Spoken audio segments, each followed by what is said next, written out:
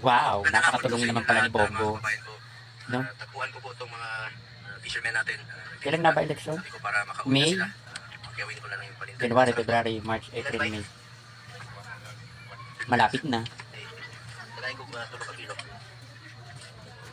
Dapat 5 buwan kang ganan, Makauwi ha? na po sila.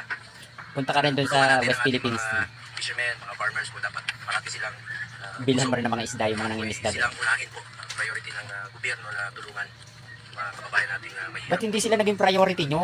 Nung ang presidente ay yung amo mo. Titinda sila, dinara ko para makauwi na. New Year pa naman ngayon. Kaya lang, wala ko dalang pera. Hindi ako gumagastos pag New Year. Bayram We. Huwag mo lang gumastos. Kulang. Brother. O yan. Nagbigay ng 2,500.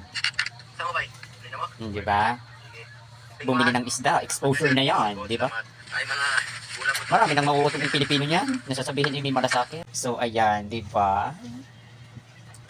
Malapit na ang eleksyon, naglabasan na naman ng mga plastic na politiko. Kunyari ay may malasakit.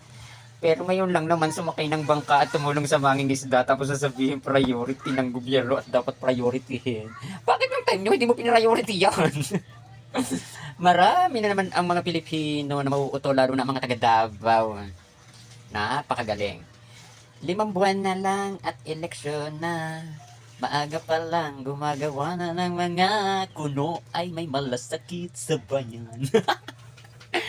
Hindi mo kami malilin lang, Bongo, because of your bayaw and your connection together with Michael Young. Ay, parang ano dyan. Ayan, hindi mo kami mauuto.